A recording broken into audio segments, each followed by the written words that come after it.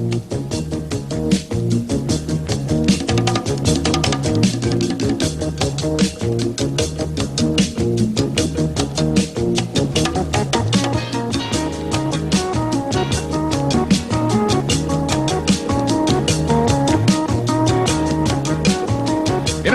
Championship Wrestling, featuring the superstars of professional wrestling, Mil Mascaras, the Mongols, Mighty Igor, Ox Baker, Tex McKenzie, Dick the Bulldog Brower, Argentino Apollo, Gino Brito and Dino Bravo, the Love Brothers, Rip Hawk, and Luis Martinez. The International Wrestling Association presents another... I love pro wrestling.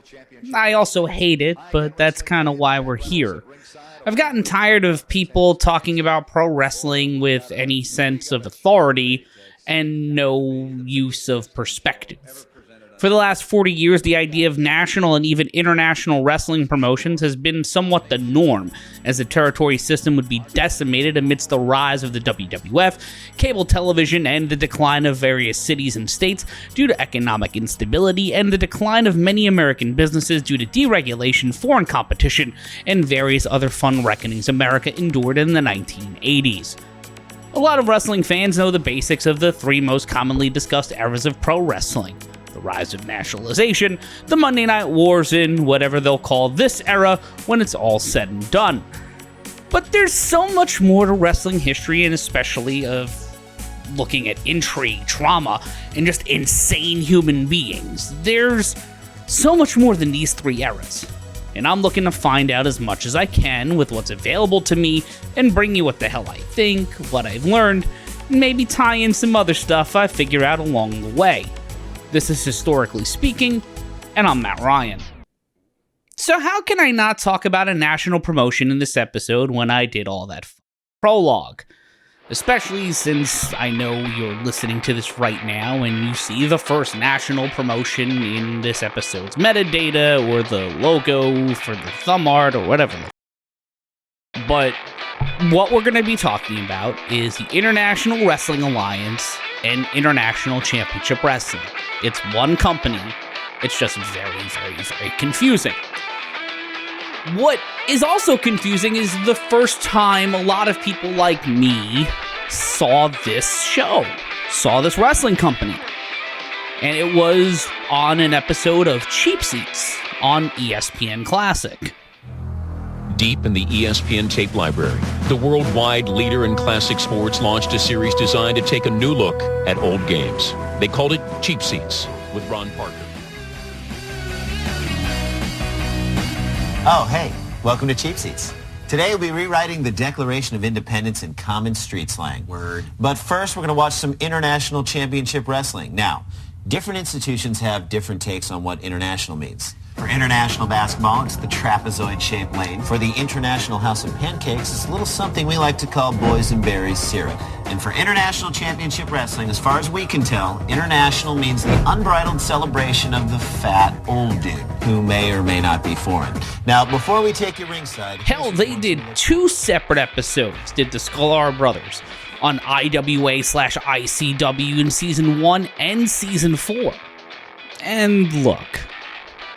would I love to pad the rest of this episode with just clips from the Sklar brothers being much smarter and funnier than me? Yes. So I can go play pro wrestling sim and maybe take a bath and allow my ADHD to take control. But no, I'm going to keep doing this for you. Yeah, because I care. Right. The story has a lot of people, a lot of reasons why, and a lot of things that could have happened, a lot of things that did happen, and a lot of them interesting, weird, and quintessentially pro wrestling. First and foremost, we have Eddie Einhorn, a man who would come to own a piece of the Chicago White Sox, help launch the WFL through his TVS television service, which was built off of successful college sports broadcast as a syndicated package, and was the initial engine and money of the IWA. Now, if you love and watch college basketball to any degree, especially the NCAA tournament, Eddie Einhorn's a big reason why you can do that every single March. Einhorn's connection to college basketball dates back to 1958 when he was a law student at Northwestern University and just 22 years old. And he had the idea of broadcasting the NCAA championship game between Kentucky and Seattle nationally on the radio. This was not a thing at the time. So with a minimal rights fee and no real infrastructure that was there before this, the 22-year-old was able to collect a group of radio stations that would be a network to broadcast the game across the country. Friday and Saturday flew in here Wednesday from Seattle, Washington. Beck moves in against Elgin Baylor. He's 6'7", 1 inch taller. We're ready to go. Stand by. Tap goes to Seattle as Baylor taps it over to Ogorek. He hands out deep now to Charlie Brown. Down the right side to Ogorek and back to... 2 years later, Einhorn would circle back to this with the NIT and develop TVS because the NIT was not being aired anywhere on television, and the NCAA championship, which is a competitor to the NIT at the time, would only air in the areas that featured the teams in the national championship because of archaic blackout rules that still stick to the hull of televised sports like it was a barnacle of annoyance and bad business. And then 8 years later, at the height of the UCLA run with John Wooden and Lou Alcindor, on January 20th, 1968, the Bruins and the University of Houston Cougars, were led by Elvin Hayes, would have a rematch of their 1967 NCAA men's tournament semifinal inside Houston's Astrodome. I think I know. It's the same as my reaction. It's better than you would imagine. Well, it's just overpowering. It's unbelievable to look around and see 55,000 people watching a basketball game. I think this game will do more for basketball around the country, and particularly in the Southwest, than any one single event that's ever occurred. It's a big trip down. Einhorn not only helped develop and pitch the idea, but paid a $27,000 rights fee for the game, and with 150 stations, aired the game of the century, where the hometown Cougars would get revenge by not only winning by a narrow margin of 71-69, but in front of the largest audience to ever watch a college basketball game to that point, they ended UCLA's historic undefeated streak. Try to kill the 12 seconds and hold the ball and run the clock out. UCLA must gamble. They must press. They're 2 points down with 12 seconds to go. Hayes with the ball. It's the Hound and the Dogs. 3 seconds. The Houston Cougars have snapped UCLA's 47-game winning streak, and pandemonium at the Astrodome. Einhorn wrestling fans saw a national company as huge potential just years before Vincent K. McMahon took over the World Wrestling Federation and began his national expansion. And as you can see here, if Einhorn puts his mind to something, he's going to go all out to try to see it get done. So, instead of trying to develop something with either a collection of NWA promoters or even associating with the burgeoning AWA, who at the time featured some of the biggest stars in wrestling, All-Star Wrestling, 60 minutes of the world's finest mat action, featuring wrestling stars from the United States, Europe, England, Australia, Algeria, Canada, Puerto Rico, Japan. Great wrestling stars from all over the world on All-Star Wrestling. and its territory featuring major markets such as Chicago, Milwaukee, soon San Francisco, Denver. You know what? More on this later, like way later. Einhorn would develop his own brand with help from people who knew what it was like to compete and, well, literally fight other promoters. Yet again, something we'll get to later, but you're gonna love it, I promise. Einhorn's TVS would also be one of the forebears to ESPN, as it would be non-network owned or affiliated stations a chance to get high-level college sports, and nor the World League, which looked to be a challenger to the NFL, whose story would very much mirror the high-minded for the time concept of the IWA. Both the World League and the IWA had a similar idea to recruit the best names with big money, and they thought the audiences would come running and they would be an automatic alternative. And while the WFL had to battle the NFL amidst a massive player strike and high level of animus halfway through a decade into the AFL-NFL merger, the IWA had to deal with the NWA and the WWF, and both of those were used to opposition and could load for bear when they needed to, which was shown in the first episode of this show in the First Georgia War, which the NWA was just coming out of. It's going to be in the feed. Don't worry about it. It's going to be in the feed. It'll be here soon. Opportunity was there, but who'd be willing to take this big of a risk? It seems, per a story from the Ring the Damn Bell blog, Einhorn had $1 million ready to put into the IWA. So he was ready for a fight with plenty of people who will be looking to take out the IWA before it could get any foothold in any of the markets in the country. And the IWA was going to take big swings at some of the biggest markets in wrestling: the Carolinas, New York, and Atlanta, Georgia. To run against the NWA in itself was a ballsy but not infrequent move of the era, as throughout the country, throughout the 1970s and into the 1980s, there would be several attempts to run opposition to major territories, whether it's due to the area showing a thriving passion for wrestling, and or the most frequent reason, personal or professional animosity. You add to that, you're fighting a war on essentially three fronts that had tremendous control on their markets through a litany of means, nefarious and legal. Fuck, you're trying to go for a lot in one go. That is a big bite. And the WWF, they took a similar approach, and yet again, we'll get to it later. 8 years later, they went for something similar, but they went slowly. They were taking over markets to begin with in a scale, like with California and Los Angeles in 82 and 83, and selecting other markets before the big push with Hogan in 84. And much like Vincent McMahon would do in 1984, Eddie Einhorn looked for the one man who seemed perfect for what he wanted. Welcome to another edition of NWA Championship Wrestling, featuring the top professional wrestlers from around the world.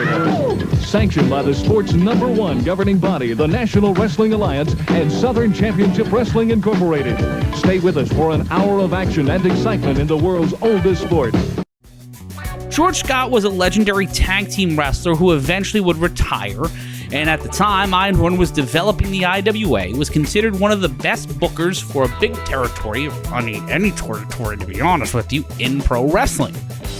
Scott was a tremendous finder and developer of talent, developing the Mid-Atlantic roster for Jim Crockett Promotions into one of the best in the business. In that decade alone, Ric Flair, Ricky Steamboat, Blackjack Mulligan, Greg Valentine. That was the son of the man who helped define him as a booker, Johnny Valentine. One of the world's best wrestlers. He has come to Mid-Atlantic Championship Wrestling at great expense and time to Jim Crockett Promotions. Mr. Valentine has wrestled all over the world, and in Tokyo, Japan, he wrestled to a sellout crowd of over 25,000 people. Mr. Valentine, you have come to the Carolinas, and we, I think, have some of the best wrestlers in the world here. Well, I believe you do. I've looked at the list of wrestlers that are in the Carolinas, and they're very impressive. I like to wrestle where they have good wrestlers and good wrestling, big houses, big arenas. This is what I love because I like tough competition. I like a lot of money piled in those arenas. This is what I'm interested in because I'm a professional. It's great to be in a new area where I've never been before because it's conquering new territories, conquering new worlds. Well, Mr. Valentine, you conquered quite a few areas in wrestling. Yes, it's just like Alexander the Great sat down and cried when he had conquered the whole world. He had nothing else to conquer, and this is how it's been for me. I've always looked for new worlds to conquer. Mr. Valentine, you're a very tall man. Could you tell the folks out there how tall and what your weight is? Well, I'm 6'4" and 260. This isn't necessarily an advantage because I believe that wrestling talent itself is everything. Size is one of the least important things of the fact. A man can weigh 190 pounds and still be good. Thank you, Mr. Valentine. Scott would get his first shot as a booker following a career-ending back injury that would see John Ringley, the man tasked with running Jim Crockett Promotions following Big Jim Crockett's passing the same year, 1973, calling up Scott to offer him the booking job. Per an amazing piece on Scott from The Slam up in Canada, and an interview that the legendary Les Thatcher did with Dick Bourne for the Mid-Atlantic Gateway, here was Scott's philosophy. What I do remember is George Scott mentioning to the Crockett's that he was going to kill the territory in essence to rebuild it, which was a bold statement to make back then, or to make anyway when you're looking for a job. I'm going to kill your business so I can build it back up again. Scott's big plan was to bring in Johnny Valentine into the territory and base the promotion around him. Charlotte had traditionally been a tag team territory, and the idea was to change the focus. Wahoo McDaniel and the Super Destroyer, Don Jardine, were the two other initial single stars. And Mr. Super Destroyer, Mr. Bounty Hunter, after Sonny King finishes with Johnny Valentine tonight, this coming Thursday night in Norfolk at the Scope, he will wrestle you. Well, let me just say this one thing, Sonny King. If you can get past Johnny Valentine tonight in Hampton, then I've got a little surprise for you. I've still got that little check of $7,500 from Johnny Valentine. And you know what? To get to it, Daddy, you got to get through the Super Destroyer. You got to get to the mass, and then your big reward is going to be the $7,500. You know, they don't call me the bounty hunter for nothing.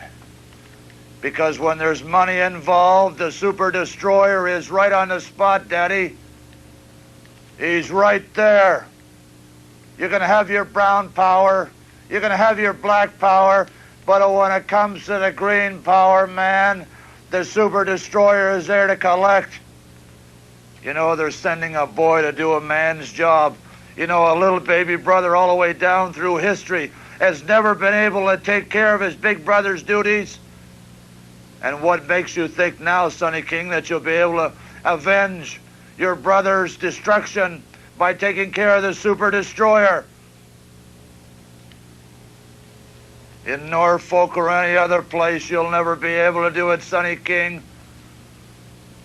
But I'm going to keep the check at ringside, and I'm going to have the mask on.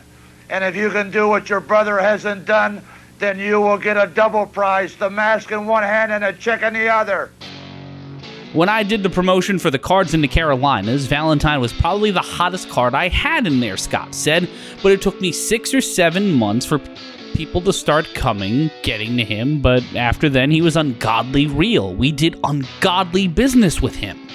Jack Briscoe, who held the NWA World title during the period, thought that Scott and former wrestler turned booker Louis Tillett were two of the best to ever do the job of booker. Briscoe said what made George different as a booker and an excellent booker was what he would always approach each individual involved in the match and get their side of it, their opinion of everything. Most bookers, when you got there, they had this finish laid out and what they want to do and what direction they wanted to go between them and the promoter. But George took the approach of getting the input from each wrestler involved in it. Two men with the track record of Einhorn and Scott partnering up at the height of their powers and connections in their mutual worlds would have been a force to be reckoned with.